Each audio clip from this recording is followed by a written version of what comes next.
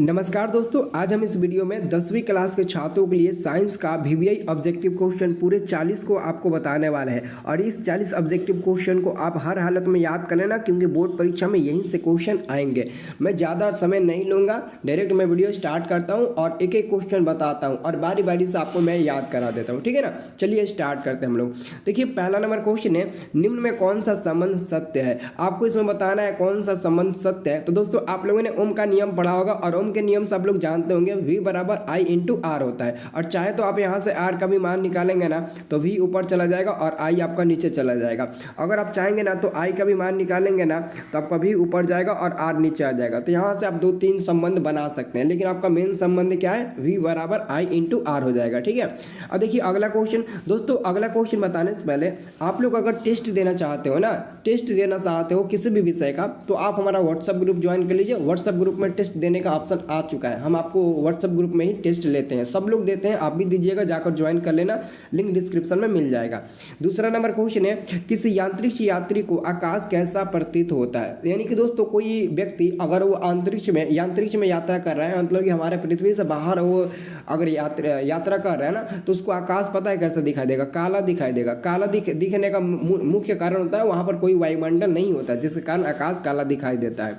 अगला क्वेश्चन दोस्तों, कि किसी लेंस के द्वारा उत्पन्न आवर्धन का मात्रक क्या होता है। किसी लेंस के द्वारा उत्पन्न आवर्धन का सही मात्रक होता है मात्रक बिंदु। क्योंकि दोस्तों, आवर्धन का कोई मात्रक ही नहीं होता है, आवर्धन का कोई भी मात्रक नहीं होता है, याद रखना। क्योंकि आवर्धन m बराबर होता है प्रतिबिंब की ऊंचाई बटे वस्तु की ऊंचाई, और प्रतिबिंब की ऊंचाई भी मीटर या सेंटीमीटर में होगा और ये भी मीटर या सेंटीमीटर में होगा, तो कट जाएगा तो खत्म हो जाएगा ना, इसलिए हमारा आंसर मिलता है उसका कोई भी मात्रक नहीं होता है। अगला क्वेश्चन दोस्तों, आपका जैव विविधता का विशिष्ट स्थल क्या है। ये बहुत इंपॉर्टेंट क्वेश्चन है। आपका आंसर मिलेगा 1 आपका मिल जाएगा, ऑप्शन नंबर आपका डी नंबर मिल जाएगा 1। अब देखिए 5 नंबर क्वेश्चन है, एल्केन का सामान्य सूत्र। दोस्तों, एल्केन का सामान्य सूत्र होता है CnH2n+2। ये आप लोगों को याद रखना है, पूरा का पूरा यहीं से क्वेश्चन पूछा जाएगा। CnH2n+2 ये हमारा एल्केन का सामान्य सूत्र होता है। अगला क्वेश्चन है, निम्न में कौन सा उपधातु है। तो दोस्तों, जर्मेनियम Ge आपका क्या होता है, तो आपका उपधातु होता है। बाकी दोस्तों, जिंक, कैल्शियम, ये कार्बन, ये कोई अधातु है, कोई धातु है, ये हमारा हो जाएगा। लेकिन ऑप्शन नंबर हमारा सी नंबर बिल्कुल सही जवाब होगा।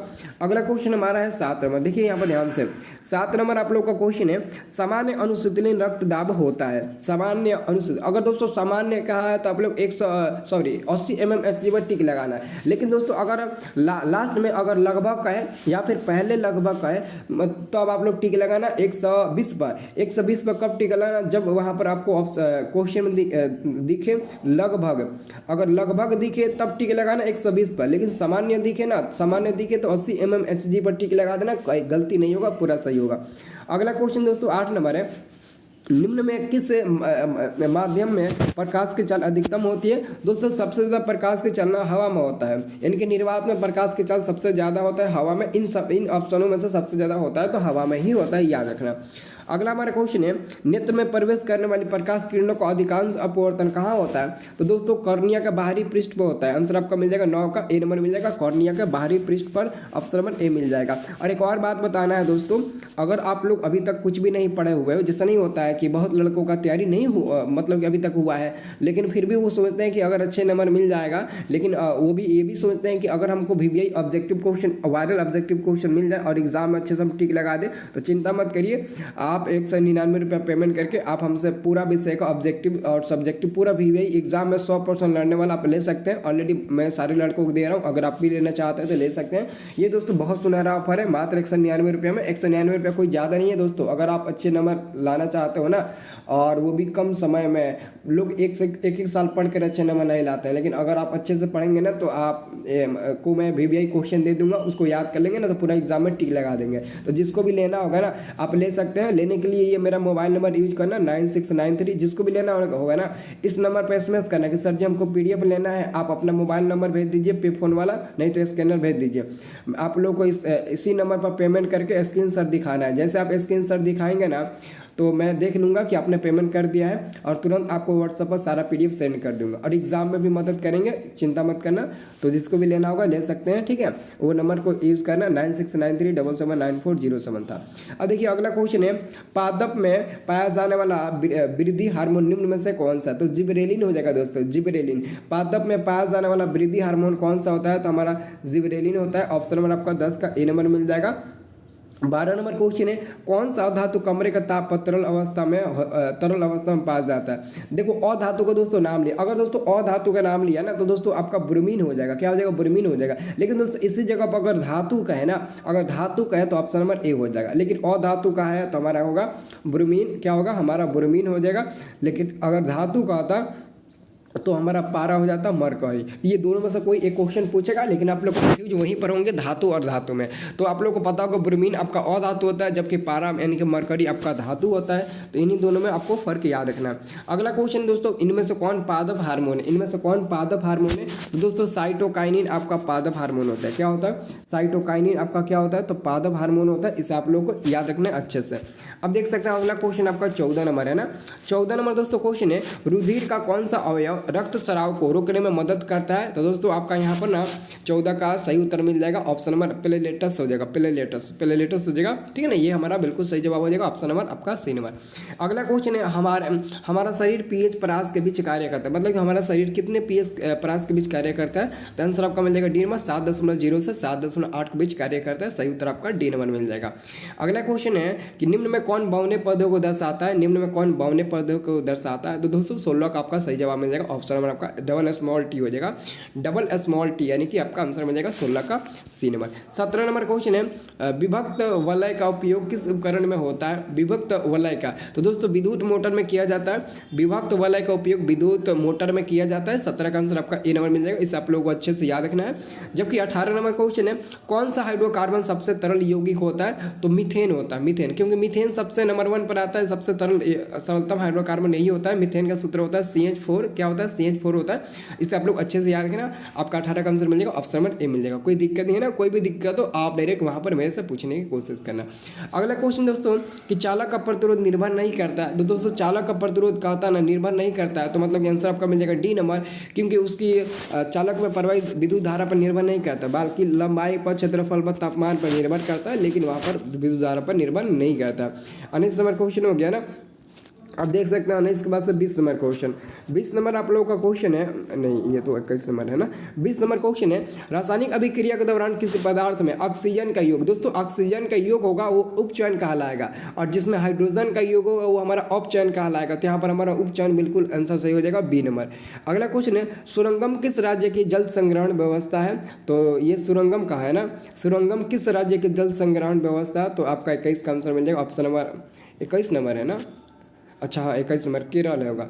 अरे दो जगह पर 21 आ गया है जी, केरल होगा, बट केरल याद रखना, कोई बात नहीं, हम लोग को क्वेश्चन देखना है ना, नंबरिंग में कभी कभी इधर उधर हो जाता है। फिर 21 नंबर क्वेश्चन है, दांतों को साफ करने वाला दंत मंजन प्राय होता है। जो आप लोग ब्रश करते हो ना, तो दांतों को साफ करने वाला जो दंत मंजन होता है ना, वो प्राय क्षारीय होता है। क्या होता है? क्षारीय होता है। याद रखना, एग्जाम में ये क्वेश्चन आ सकता है, बहुत इंपॉर्टेंट क्वेश्चन बना है। और अगला क्वेश्चन है, क्लोरीन परमाणु की 72 कक्षा में इलेक्ट्रॉनों की संख्या कितनी होती है? दोस्तों 7 होती है। 7 कैसे होती है बता दें आपको? पता ना, क्लोरीन Cl होता है और इसकी परमाणु संख्या 17 होता है। तो 17 का इलेक्ट्रॉनिक विन्यास बनाइए, तो 1s2 बनाइए, 2s2 बनाइए, 2p6 बनाइए, 2p6 बनाइए, फिर 3s2 बनाइए, फिर 3p आप लोग को 5 बना दीजिए, जोड़ लीजिए 17 को मिल जाएगा। ये जोड़िए 10 4 4 6 10 10 2 12 12 5 17, मतलब कि लास्ट में ये जो हमारा 2 और 5 मिला ना 7, वही हमारा अंतिम कक्षा में उपस्थित इलेक्ट्रॉनों का संख्या होगा। अब देखिए अगला क्वेश्चन आपका 22 नंबर है, किसी कोष में इलेक्ट्रॉनों की अधिकतम संख्या होती है तो 2n² होती है। आप लोग 2n² पर टिक लगाना। बहुत जगह पर 3n² दिया है, बट वो नहीं होगा। आपका आंसर हो जाएगा ऑप्शन नंबर बी, 2n² आपका बिल्कुल सही जवाब होगा। अगला क्वेश्चन है, निम्न में किस धातु का गलनांक सबसे कम होता है? सबसे कम गलनांक होता है दोस्तों सोडियम धातु का, क्योंकि इसका ये सबसे अधिक अभिक्रियाशील है, इसलिए इसका गलनांक सबसे कम होता है, याद रखना। अब देखिए अगला क्वेश्चन हमारा है 24 नंबर ना। 24 नंबर दोस्तों क्वेश्चन पूछा गया ना कि धोबिया सोडा का रासायनिक सूत्र। धोबिया सोडा को हम लोग धोने का सोडा भी बोलते हैं, और धोने का सोडा का आपसे रासायनिक सूत्र पूछा गया है तो सोडियम कार्बोनेट डेकाहाइड्रेट होगा, जो ऑप्शन नंबर बी नंबर में दिया गया ना, सोडियम कार्बोनेट डेकाहाइड्रेट, यही हमारा बिल्कुल सही जवाब हो जाएगा 24 का, ठीक है ना। अब देखिए आप लोग 25 नंबर क्वेश्चन आप लोग देखिए 25 नंबर क्वेश्चन है, अतिभारण के समय विद्युत परिपथ में धारा का मान क्या होता है? तो बहुत अधिक बढ़ जाता है अतिभारण के समय। अतिभारण कहिए, शॉर्ट सर्किट कहिए, लघु पतन कहिए, सब में दोस्तों यही होता है। इसका आंसर आप लोगों को बस याद करने की जरूरत है, बस आप लोग याद करते रहिए, मैं सबका सब बताते रहूँगा। अगला क्वेश्चन दोस्तों, विद्युत आवेश का एसआई मात्रक क्या होता है? दोस्तों विद्युत आवेश का एसआई मात्रक कूलम होता है, आप लोग को याद रखना है। अगला क्वेश्चन, 1 माइक्रोएम्पियर बराबर होता है दोस्तों, 1 माइक्रोएम्पियर बराबर 10⁻⁻6 एम्पियर होता है। आंसर आपका डी नंबर मिल जाएगा 27 का, इसे याद रखना। और दोस्तों 28 नंबर क्वेश्चन है, बहुत इंपॉर्टेंट क्वेश्चन है कि सौर्य सेल प्रकाश ऊर्जा को रूपांतरित करता है। तो सौर्य सेल प्रकाश ऊर्जा को ना विद्युत ऊर्जा में आपका रूपांतरित करता है, यानी कि इलेक्ट्रिक एनर्जी में। ऑप्शन नंबर आपका डी नंबर आपका बिल्कुल सही जवाब मिलेगा, इससे आप लोग को याद रखना।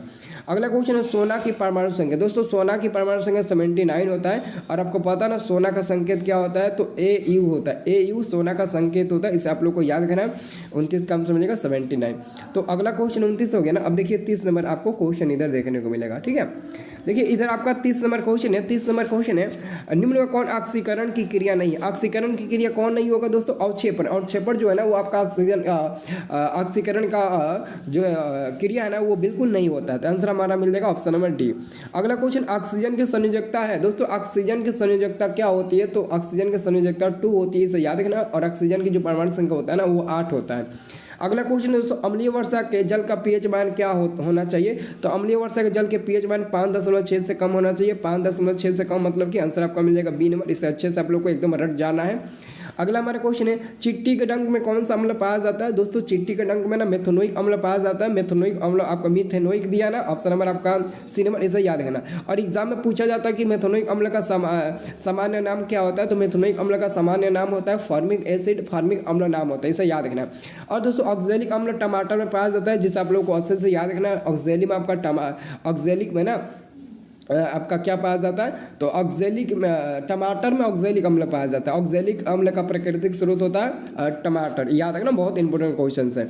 अगला दोस्तों क्वेश्चन आपका है 34 नंबर, विद्युत चुम्बक बनाने के लिए किस क्षण का उपयोग किया जाता है? तो नरम लोहा का प्रयोग किया जाता है। नरम लोहा का प्रयोग किया जाता है विद्युत चुम्बक बनाने के लिए। विद्युत चुम्बक बनाने के लिए किस पदार्थ के क्षण का उपयोग किया जाता है? नरम लोहा, आंसर आपका सी नंबर मिल जाएगा। 35 नंबर दोस्तों क्वेश्चन है कि जब किसी चालक तार से विद्युत धारा प्रवाहित की जाती है तो गतिशील कण क्या होते हैं? तो गतिशील कण इलेक्ट्रॉन होते हैं ना। क्या होते हैं? गतिशील कण इलेक्ट्रॉन होते हैं, इसे आप लोग को अच्छे से याद रखना। गतिशील कण क्या होते हैं? इलेक्ट्रॉन होते हैं। अब दोस्तों अगला क्वेश्चन में बात करूँ ना, अगला क्वेश्चन हमारा है 36 नंबर, अमीटर का प्रतिरोध होता है। दोस्तों अमीटर का प्रतिरोध बहुत छोटा होता है। अमीटर का जो प्रतिरोध होता है ना वो बहुत छोटा होता है, याद रखिएगा। अगला क्वेश्चन है, विद्युत बल्ब का फिलामेंट में निम्न में किस धातु का बना होता है? विद्युत बल्ब का जो फिलामेंट होता है ना वो किस धातु का बना होता है? तो वो आपका बना होता है टंगस्टन धातु का बना होता है, टंगस्टन धातु का। आप लोग अंदर देखे होंगे फिलामेंट। अगला क्वेश्चन है, विद्युत आवेश का एसआई मात्रक। दोस्तों विद्युत आवेश का एसआई मात्रक कूलम होता है ना। विद्युत आवेश का एसआई मात्रक क्या होता है? कूलम होता है, इसे याद रखिएगा। और अगला क्वेश्चन है, ऐसे तत्व जो इलेक्ट्रॉनों को त्याग कर धनात्मक आयन बनाते हैं वो कहे जाते हैं? तो उसे हम लोग धनात्मक आयन बनाएगा तो धातु कहलाएगा, ऋणात्मक आयन बनाएगा तो वो अधातु कहलाएगा। धनात्मक कहा है तो तब का धातु ही होगा। और दोस्तों अगला आपका क्वेश्चन है 40 नंबर। ये क्वेश्चन है कि लोहा पर जिंक लेपित करने की क्रिया को हम लोग क्या कहते हैं? तो दोस्तों गैल्वेनीकरण कहते हैं। 40 का सही उत्तर मिल जाएगा आपका सी नंबर, गैल्वेनीकरण कहते हैं। तो 40 क्वेश्चन में आपको मैं लगता है कि आपको 30 प्रश्न तो याद ही होगा, पहले से जरूर याद होगा। और आप लोगों को अगर याद है ना तो शाम में आज टेस्ट देना, सब लोगों को 9 बजे हाजिर होना। हम ग्रुप में ना टेस्ट लेंगे, व्हाट्सएप ग्रुप में, लिंक आपको डिस्क्रिप्शन में आप ज्वाइन करिए, वहीं पर हम टेस्ट लेंगे, ठीक है ना। सब लोग जरूर ज्वाइन करिएगा।